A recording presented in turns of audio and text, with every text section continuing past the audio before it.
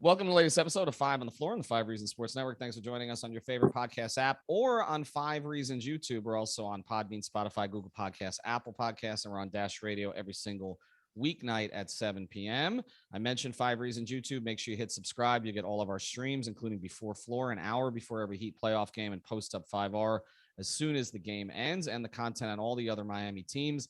And fivereasonsports.com. Make sure you spell that one out. And you'll get no paywall content. We do not charge you like the newspapers.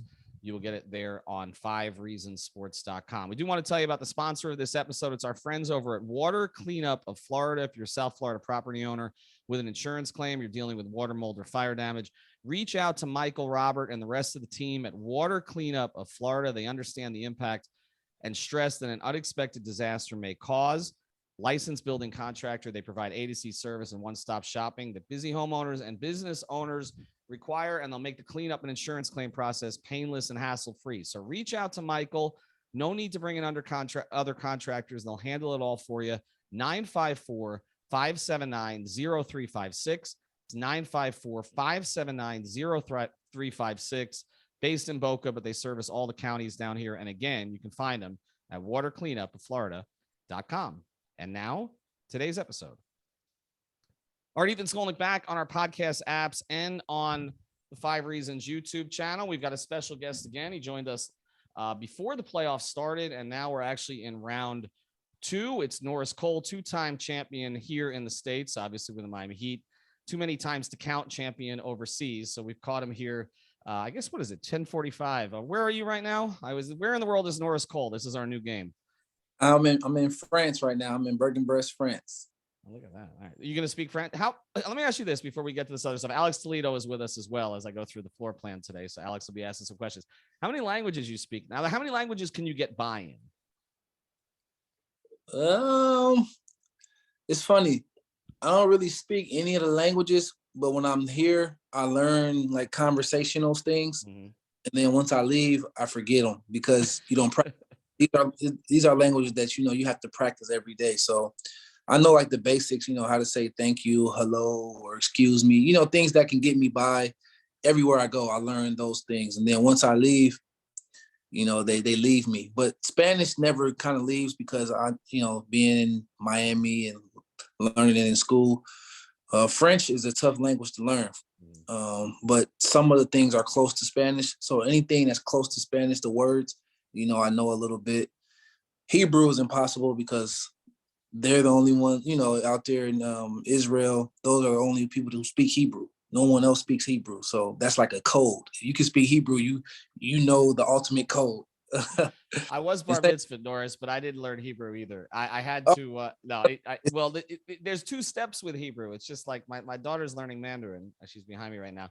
And with those languages, there's two steps because it's translation, but it's also transliteration because you've got you have to be able to, the letters are different. It's not just like by comparison, Spanish or Italian are easy, but those are a little bit hard. So you're not sitting there in the back of an Uber. I don't know what they have over there. I don't know if they have Ubers or not. You're not in the back of, they do. Okay. So they're like on the Google Translate app, like you're not just like Google Translate is always readily available at hand.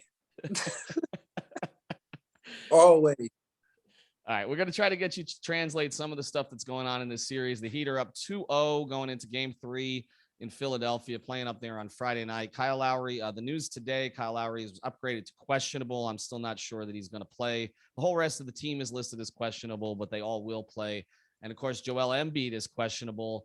And that one's a little bit more up in the air since, according to reports, Chris Haynes and others, he just was able to start reading his phone a day ago. So I don't know whether or not he can go. So I'm going to start here with you on this.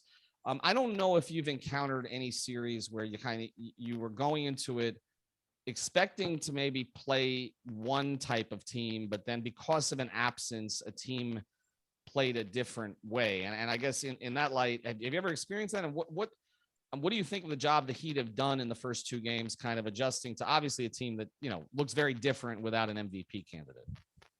Well, I've experienced it, I believe, once, but not in the playoffs. I remember one game, Derrick Rose was supposed to come back and play, but didn't play. And I think John Lucas ended up playing the third. And he had a really, really good game against us. And that was one of the times I had learned in the NBA, you never can, let down. You always have to stay ready and stay intense, because obviously the game plan for Derrick Rose was a little different. And so when we found out he didn't play, it was kind of a letdown. And man, John Lucas kicked our butt out there. So one thing about the Heat that I love with Spo, he had them on the edge. You can tell they're still playing with the edge, whether Embiid is playing or not. And even though Harden is not looking like himself, Spo still giving him the respect, playing with 2 and 3 guys with the eye on him, making sure he has a lot of bodies to go through. And that's kind of, championship DNA. That's part of the Heat, Heat culture, being ready no matter what. And as far as Philadelphia is concerned, it's tough because you're talking about your MVP, you're talking about your leading scorer, leading rebounder, the anchor to your defense. And so it's hard for any team to overcome all three of those things: your best rebounder, your best scorer, and your best defender all in one. It's hard to overcome that. And the Heat are doing exactly what you're supposed to do. You take advantage of that. Before Alex jumps in, I just got one question. That's not the game that John Lucas got dunked on by LeBron, right? Like that's not the same game. It was in Chicago when they killed us. Yeah. Because I think that's Heat fans' reference to John Lucas. I think in a lot of, I know he was in training camp and all the rest of that. I remember that, but I remember personally the game where he had that good game because I was part of it. So it was that kind of hurt me a little bit. So you were talking about game plans there and how, kind of going into a game, how much it could change when you're, kind of getting ready for one sort of attack and it's a completely different look. And that's obviously what's happened in this series. And just speaking of defensive game plans in general, the last time we spoke to you was, I believe, after game 1 of the Atlanta series. You were talking about how, it was really impressive what the Heat were doing, but that those guys weren't going to shoot that poorly again. And, they did it individually, right? Like Trey and Bogdan, I don't think they had worse shooting games than they did in game 1. But for the series, obviously, the Heat's game plan won out. They're doing something kind of similar now with Embiid out, where they can kind of key in on Harden, Maxey, and they're even letting Harris just kind of get going too. Like they're not necessarily showing him too many bodies, but on the perimeter with the backcourt, he's kind of showing a similar game plan, with a couple of things thrown in. Like he threw in a lot of zone last game. In game 1, he threw in a lot of full court press. So he'll throw in a couple of things there, but he has stuck to that game plan. And I wanted to know what you think as far as how much that game plan would change if Embiid were playing, because he may or may not be playing next game, may or may not be playing in game 4. And do you think they would still be able to do what they're doing on the perimeter if you had to also key in on Embiid? I believe the game plan would be totally different with Embiid, because there's no way that you would be able to be in that great a help side position on James Harden on the ball with Joel Embiid on the backside by the basket or in the pick and roll into the basket. There's no way you would want to have guards switching out on Joel Embiid. There's no, they almost go into like a matchup zone. When you see Harden has the ball at the top of the key, the next player, even if his player cuts, he stays in his position and the guy behind him picks him up. It's like almost like a matchup zone. There's no way you would no way be able to do that, with Joel Embiid out there, because of his ability to score from post up, mid post, 3-point, pick and roll, pick and pop. He's too lethal. But with him not being out there, and James Harden is, Maxey has shown a little bit, but James Harden normally is the guy who can score 30, 40, 50 points. The other guys, they can score 20 or 30, but it's not going to be enough. And that's exactly the game plan. They're letting those guys play one-on-one, but they're focusing on Harden at the top of the key, making sure that he doesn't get going. Because if he gets going, he's going to create not just points, but assists. You understand? Harden is one of the leaders in the league in assists as well. And so the Sixers are kind of giving the same look Atlanta gave. James Harden at the top of the key. The whole defense is looking at him. It's hard for one man to score on a defense, when you're at the top of the key, everybody can find you. And he hasn't shown that he can play off the ball or cut. And so he's made it kind of easy for the Heat. I was going to follow on that because that's all the conversation here, on the big channels. It's not about the Heat, of course, because they don't know how to talk about the Heat. there doesn't seem to be any, as we talked about in the last episode we did with you, there's just no drama with this team. It's not like your big 3 team and all that, where They send 65 reporters down here. That I don't think they can pronounce Strus's name correctly at this point, or even Gabe Vincent's for that matter.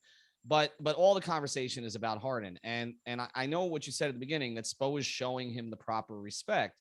I wonder when that turns, though, because, I mean, James has scored 30 just one time since he's gotten to Philadelphia, and he hasn't attempted 20 shots in a game, which, like, for James Harden in Houston, that's a half.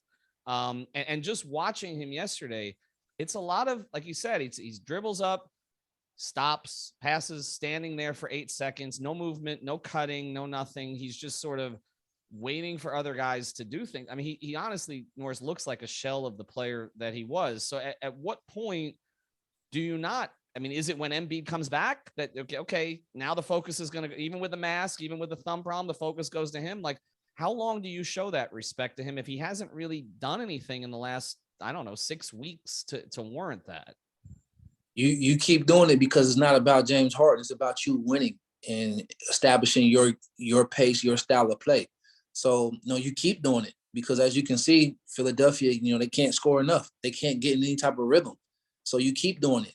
And like I said, it's not so much about James Harden at that point. It's about the Heat being themselves and being, the most conditioned, nastiest team out there. The Pat Riley saying, and that's what they're showing.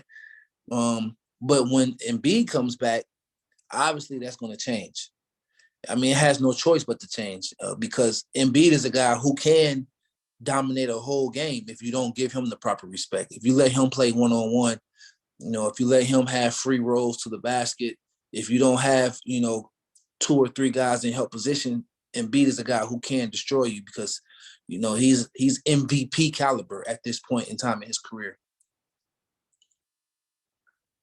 So speaking of Embiid, like, I know I kind of asked something similar, but I would want to hear your perspective on what they would do if Embiid were playing. So we already went over how they wouldn't be able to kind of run the same stuff that they're doing now defensively on Harden and a little bit on Maxey. But, they're not necessarily focusing on him as much as Harden, like you said. But if he were to come back game 3, game 4, whenever it comes back, what would be your best guess to how they would shift the defense? Because you already said you can't go one-on-one versus him. Even if, we all think Bam is one of the best defenders in the league, it's still kind of risky to maybe put him in foul trouble and just get him in places where he might be a little vulnerable because Embiid is just that good, right? But if you're setting up, if you're guessing what Spo was set up as a team defense, what would the help defense principles be on Embiid and on Harden? Like, would you still be able to send some help at Harden, even if it wouldn't be as much as they're doing now? What would be your best guess in general of how Spo would handle this? Well, first thing would be to test Embiid's conditioning. So offensively, you would pay with pace to make Embiid have to run back and then put him in actions while Embiid's on defense to check his condition and, kind of take his legs away a little bit, make him defend. And then when they get down on offense, when he catches the ball, make sure he sees bodies. Make sure he doesn't turn and see one-on-one with lanes to be able to put the ball down and makes his move. Make sure he has a hand there. You have a hand there in the passing lane so that every time he makes his move, turns, attacks the basket, he has to see bodies, not turn around and see one defender because really he doesn't see the one defender on him. So that's one thing. And then 2, when Harden has the ball, if Joel Embiid is in pick and roll situations, the help side is going to help for sure. And it's going to force Embiid to catch the ball and have to make passes. Now, if the Sixers are making the shots, it becomes more of a series. But if not, the Heat continue doing what they do. When they have the pick and roll, make sure the low man is in proper position, and then you X out on the kick out passes, which is a totally different than what they're doing now, obviously. But the fact that they've been able to play so many styles this year should help them. This is where the deep roster, really is impactful. I want to switch to the offense with you in a second, and what they're doing there, because I have a very specific question I think that ties into some of what you experienced with them. Before I do want to mention prizepicks.com. That's our official fantasy sponsor. Use the code 5FIVE, get your initial deposit matched up to $100. You don't need to play it all at once. You can play NBA, NHL, MLB, all of the other sports, mixed players from different teams. And of course, if you just want to play a bunch of Heat guys, you can do that too. We had a ton of signups yesterday. So use the code 5FIVE. That's at prizepicks.com. again, that code will get you a bonus up to $100. I want to get to the offense too, because we saw a big difference between games 1 and game 2 in this sense. I was not comfortable after watching game 1 with the minutes that Butler, Hero, and Oladipo played together. It looked like three guys trying to figure out when to go, when not to go, who was on the ball, who was off the ball. And then I was made to look really stupid in game 2 because it looked terrific. And I, in 48 hours. And then, I asked Sko about it yesterday, and he's like, this is something we've been working on for a long time. And I think, so it leads to a couple of questions here with you, because I want to get to the whole, with you and Rio and Dwayne and LeBron, guys who were used to having the ball in their hands, how you guys let's start there. How did that process work with all of you guys when you shared the floor and knowing, who was supposed to handle, who wasn't supposed to handle, who was going to play off the ball? Because that first year when you weren't there, it looked clunky at times, honestly. With LeBron and Dwayne, it took time. That led to the whole 9-8 start. And there are two of the top 50 players of all time, and arguably in the case of one, maybe one of the top 2 players of all time. Right. But I'm just curious, like how that process works. And do you think that those 3 guys, Butler, Oladipo, and Hero, because it looks like Spo's setting that up, like he wants to get those guys out there together. And now Kyle's going to be injected into the mix here at some point too. Like, how does that work? Well, one, Spo sees the big picture. They're playing for the championship. And if you're going to win the championship, you're going to go against dynamic backcourts like Jason Tatum, Marcus Smart, and Jaylen Brown. Or, Chris Middleton, Drew Holiday, Giannis, and then you add in Wesley Matthews or Pat Connaughton. So you got to be able to match up with those guys, not just defensively, but offensively. You got to be able to go at them. And then bigger picture. Phoenix, Chris Paul, Devin Booker, Crawford, and then they have the young fella that's coming off the bench. I can't think of his name with the afro right now. And then you have the other talented young defender, number 23, that they have out there on their team. And then Golden State, obviously. You got Jordan Poole, you got Steph, you got Clay, and if it's not them, you got Memphis. They got 3-4 wing guards that can all play. It can all go on the court at the same time. And so if you're gonna advance and if you're gonna win and you're gonna compete against those guys, you got to counteract that with your own. And the Heat, they have Hero, who can play, who can go. You have Oladipo, who's proven that he's in great shape now, that he can play and he can go at a high level. Then obviously we have Jimmy Butler, who we know can play and he can play and go at a high level. And like you said, you have Kyle Lowry. So Spo sees the big picture, and you have to have that if you're going to beat Memphis, Golden State, Phoenix, Milwaukee, or Boston. You just got to have three guys out there at a high level who can play not just defensively but offensively. So I think Spo understands that. I want Alex to follow from a strategic standpoint, but to go back in time here a little bit. We've always kind of said that Eric holds a couple cards in his pocket for the playoffs. That he doesn't go to everything right away. And this feels like, a couple of years ago in the bubble, it was Dragic to the starting lineup, right? Like he hadn't done that the whole year. He was going to go to that. But I remember there were some during your time there. I remember him putting Mike Miller into the starting lineup after Mike hadn't played a whole lot. And that was a sub that was made. Did you guys kind of anticipate that was going to happen going into the playoffs? That maybe, again, I remember it didn't work, but in 2014, the last game in San Antonio, I remember Rio came out and Ray went into the starting lineup, I believe, in that last game. Did you guys kind of anticipate that kind of stuff might happen, that all of a sudden you were playing one way a whole year, but like you might go a different direction during the playoffs? Well, during practice, you try different things. So different lineups play with each other in practice. And then when it's game time, you're a professional. One thing Spo always talks about is stay ready. And when he says stay ready, that's exactly what he means. Be ready, because you never know when he's going to call you a number. And so you always prepare for the unexpected. But I'll tell you one play we used to practice all season long, and we only ran it one time. And it was so funny because Spo called the play and nobody flinched. And nobody had seen the play. we have practiced it every day. At the end of practice, we it's a end of the shot clock, end of the clock in game type of play where we run like a rip screen, throw it to the guy dribbles baseline, then we set a hammer screen on the opposite side for Ray in the corner for 3. We will walk through that at the end of practice every day. And sometimes guys would be like, oh man, we doing this play, we ain't never gonna run it. And at the end of the season, one time, and we executed it and made it. And it was just like, that's the example of like Spo. He always keep that spade in his pocket.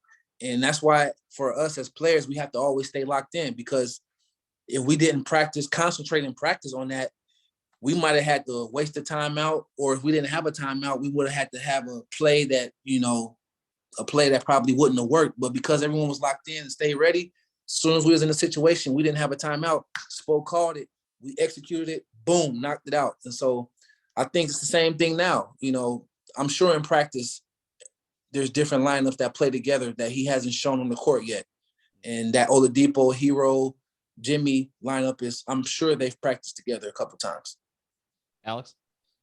So that's definitely interesting to me. I've always been a proponent of, having as many people on the floor who can make plays on both ends and specifically make plays with the ball in their hands. So I've always been a fan of the Depot thing. Was kind of, I was all about bringing him to Miami last season, and I'm just glad that it's all kind of starting to come together now during the playoffs. And in general, I'm interested to see what they do offensively, not only with Depot, but just in general. Like, it's been a lot of similar stuff that we've seen all season. I feel like we haven't really seen the Heat tested yet by a great defense. It's, obviously not their fault. You play who's in front of you.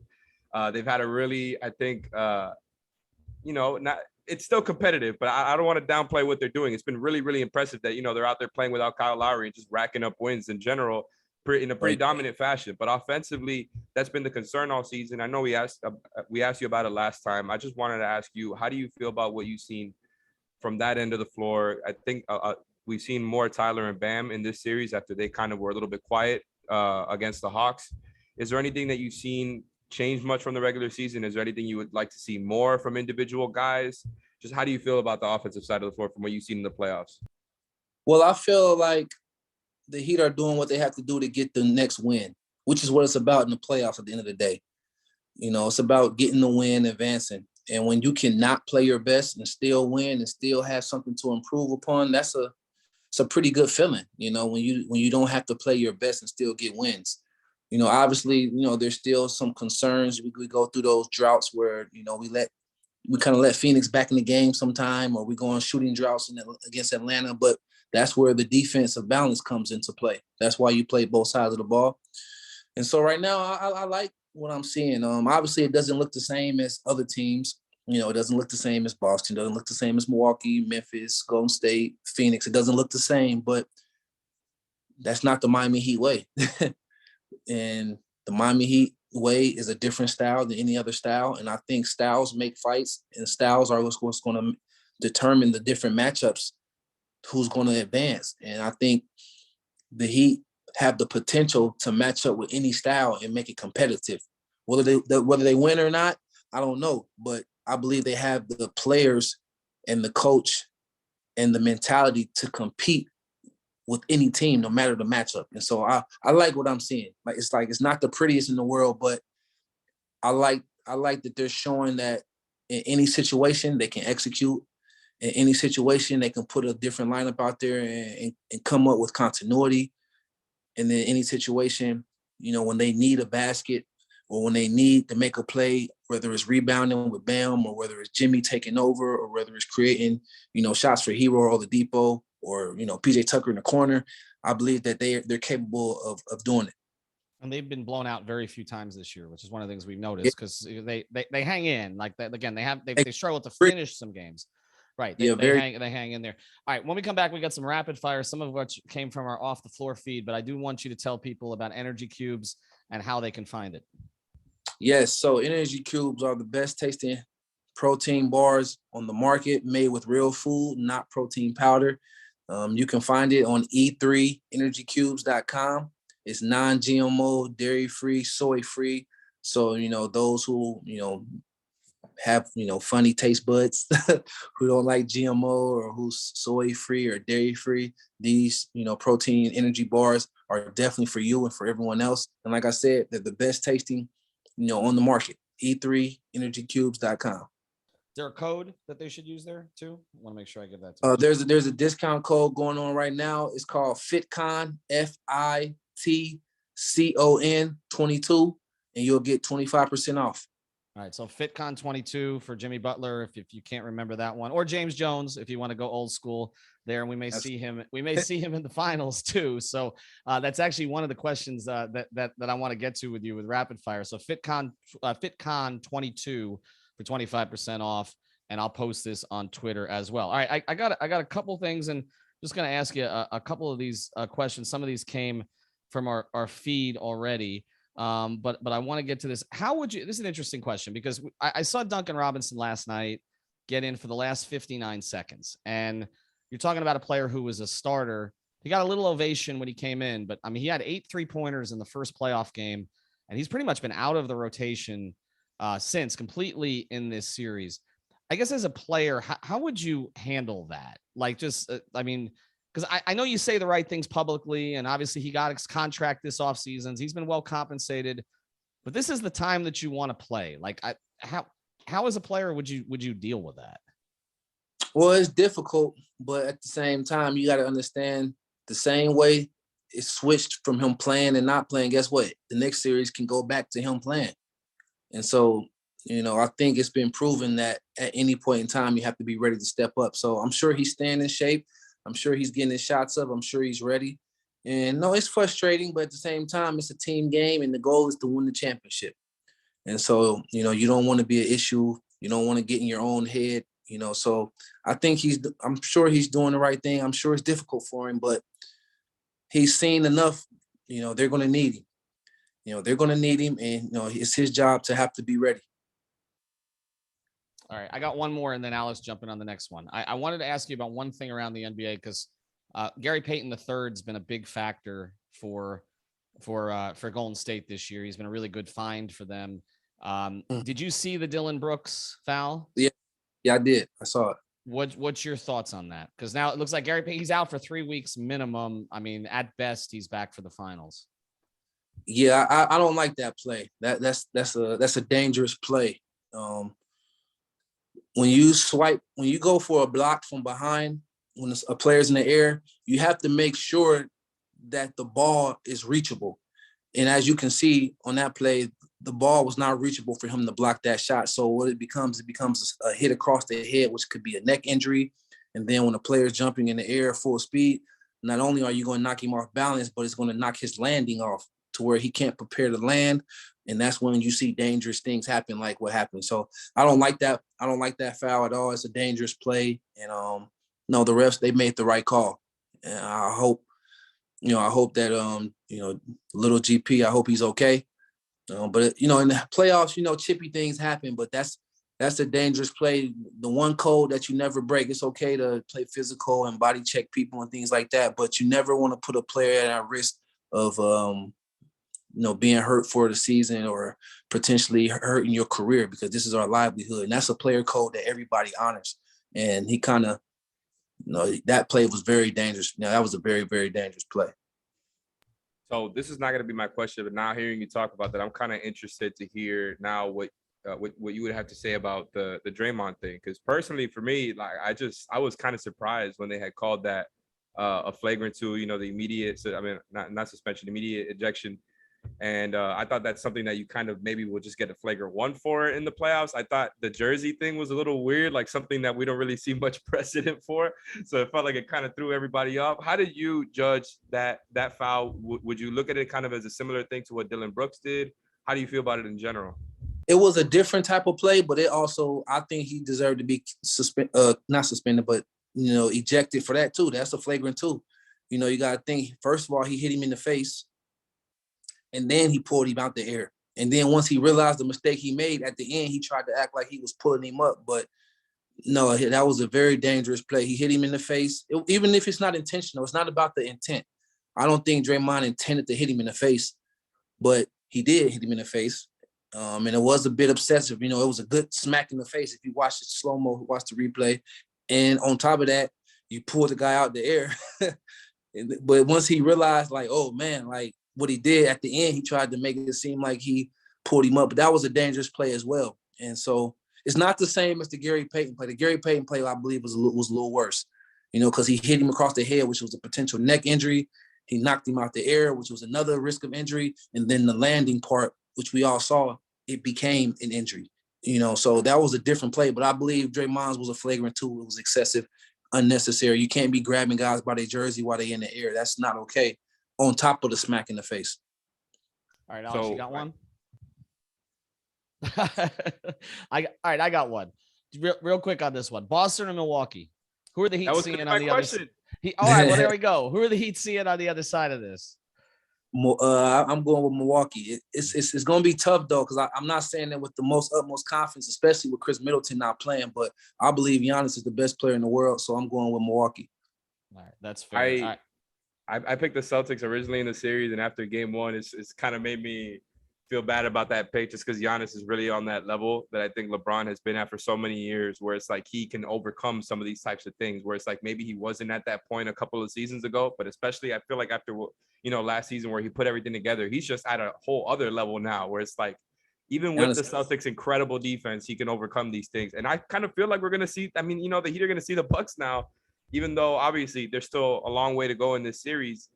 Which matchup would you prefer if you're the Heat? And I know they're going to play whoever, they're ready for whoever. And I agree with you, by the way, everything you were saying before, the type of team they have, they can throw out so many different types of problem-solving solutions out there for whatever is out there on the other side. So I feel generally pretty good about either matchup. But if you're the Heat, if you had to pick one, who would you rather play and why? That's tough because normally the Heat play well against the Bucks, against Giannis. But playing against Boston, it's like playing a mirror image of the Heat. They have a bunch of wing guys that can play both sides of the ball. You to switch everything. Yeah. And, Tatum is capable of going crazy, just like similar to Giannis as far as points is concerned. So it's hard to say you want to play against the defending champs. But I believe that without Chris Middleton, I probably would want to play against the Bucks. What about with Middleton? With Middleton, I want to play against Boston. The Bucks, bro, with Middleton out there with Giannis, that's just a problem, bro. That's a major problem. And when Giannis got his other guy going with him, Drew and Giannis to start the game, that's a heck of a lineup. That's like a war, because the physicality that Milwaukee plays with, even Boston plays with, but the physicality that Giannis, the force that they play with Brooke and Bobby Portis, it'd be like a slugfest out there. And of course, PJ Tucker's on the other side now, so we'll see. Right. We'll see how that goes. That PJ seems like a guy who could have played on your big three teams too. He would have fit in real well there. All right, before we close here, my last thing for you, and again, check out Energy Cubes. I'm going to post all of this on our Twitter. We appreciate Norris joining us again. I'm going to give you a chance here though, because we're 9 years out, or how many years out of this? Yeah, 9 years out from this. And Heat fans are still getting slandered on Twitter and other places for leaving Game 6 early before Ray's shot. Like, this is still going out there. We've got talk show hosts from New York and all this talking about how Miami has terrible sports fans. I'm just going to leave it with you here. Okay. You were, how many years was it for you down here? We were 5 years with the Heat. Is that right? 5 seasons? Yep. 4.5. Yep. 4.5. Okay. 4.5. All right. Do your defense of Heat fans. You played all over the world now, okay, obviously, and you played on a couple teams here in the States. I'm just going to leave it for you. That's all. I'm going to say we don't even call them Heat fans. We call it the nation, Heat Nation, and Heat Nation is real. And so, the Heat fan base is all over the world. I'm still taking pictures of, even now overseas of people in all different countries. When I go, Italy, Montenegro, Spain, France, Greece. There's Heat fans all over the world, and they have our memorabilia, pictures of our big three, and I'm signing jerseys and things of that nature. So Heat Nation is all over the world, and, our fans, they do a great job. Unfortunately that night,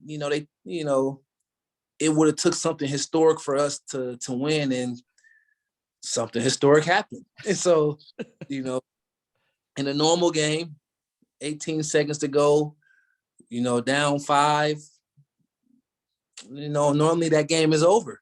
But, you know, that's why they say it's not over till the fat lady sings. And so even though the Heat fans left, some of the fans left, you know, we still appreciate them, you know, a little disappointed in them, but, you know, Heat Nation has been great to me. They've been great. Like I said, they're all over the world, all over the country. And so, you know, we respect Heat Nation. There's not a lot of fan bases like Heat Nation. I think the only ones that can rival Heat Nations maybe like Lakers, Knicks, Boston.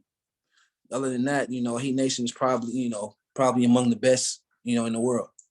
They even had the ropes out. So there were a lot of people who thought that. I think it was the ones that didn't think it was over. Yeah, no doubt. I won't make you repeat what Ray said. All right. I will out of here. I will ask you to say one thing. There you go. All right. Before we close, you got to say goodbye in French. I just got to make sure you remember it. Why? Why are you trying to test me, man? It's just goodbye, Norris. That's it. I'm not asking you to give me a whole. Hold on. Let me ask you, since you asking me. Let me hear you speak some French, because it sounds like you know a little wee. Adios. That's not it. All right. We'll see you next week. That is not it. But thanks,